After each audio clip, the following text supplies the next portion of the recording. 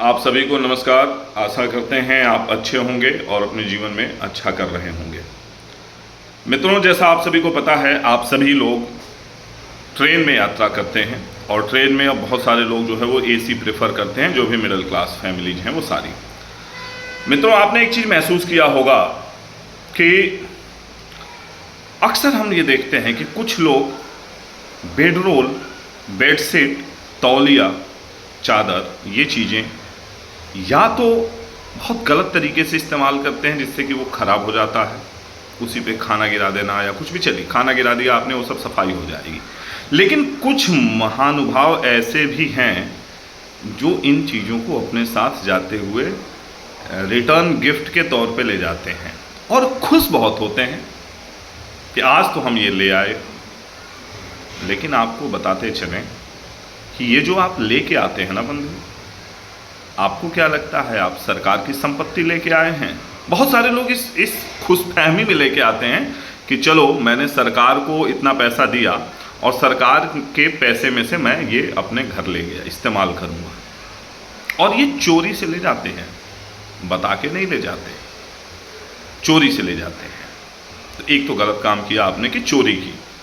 दूसरा, आपको बड़ी अच्छी जानकारी दे दूँ कि ये जो आप ले आते हैं ना, इसकी इतनी बड़ी बद्दुआ आपके ऊपर आ रही है जिसकी तुलना भी आप नहीं कर सकते। क्योंकि ये जो आप चुरा के लाते हैं, इसका पैसा, मैं सच कह रहा हूँ, चोरी करके जो आप लाते हैं, क्योंकि वो चीज़ आपकी नहीं है, आप उठा के ला रहे हैं। और इतना ही छोटा काम क्यों कर रहे हैं भाई? ये किस तरह की चीज़ है?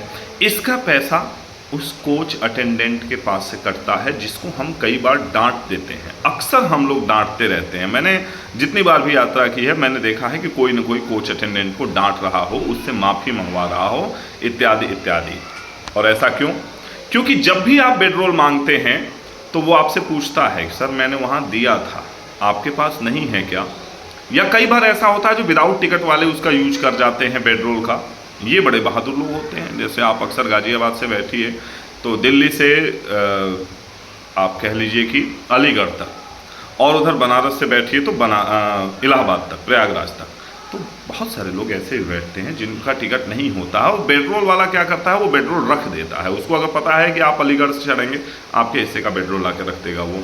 उसको पता है कि आप इलाहाबाद से चढ़ेंगे तो बनारस से ट्रेन खुलते ही वो अपना अरेंजमेंट करके रख देता है। लेकिन इस बीच में कोई इस्तेमाल कर गया, अब आप क्या करते हैं? आप उसको बुला के डांटते हैं, उसको कंप्लेन करते हैं, जबकि उसका पूछना केवल इतना मात्र होता है कि सर मैंने जो दिया था वो कहाँ है, उसको देख लेता हूँ, वही आपको अवेलेबल करा देता हूँ। लेकिन हमारा जो ईगो है, जो हमारा एक घमंड है, जो मतलब हम अजीब, ईगो अलग चीज़ हो गई, घमंड अलग हो गया, हम ईगोइस्टिक हो चुके हैं, है ना।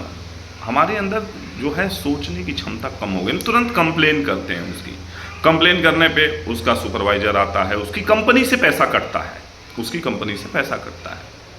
भाई जेन्युइनली जो आपसे बदतमीजी कर रहा है उसका तो पैसा कटवा सकते हैं आप, मतलब उसकी कंप्लेन कर सकते हैं। पैसा क्या, पैसा तो गवर्नमेंट काटेगी ही काटेगी, टेंडर में वो लिखा होता है। परंतु आप ध्यान दीजिए कि आपने उसका पैसा क्यों मारा।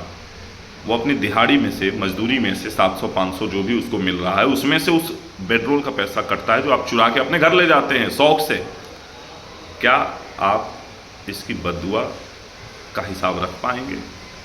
इसको सोचिए और अगली बार से जब भी आपका मन करे कि मुझे बेडरोल चुराना है तो इस वीडियो को, इन बातों को, और उस बच्चे को या उस बुजुर्ग को जो 500-700 रुपये के लिए रात भर आपके सामने जग के आपको बेडरोल उपलब्ध करा रहा है, ज़रा सोच लीजिएगा।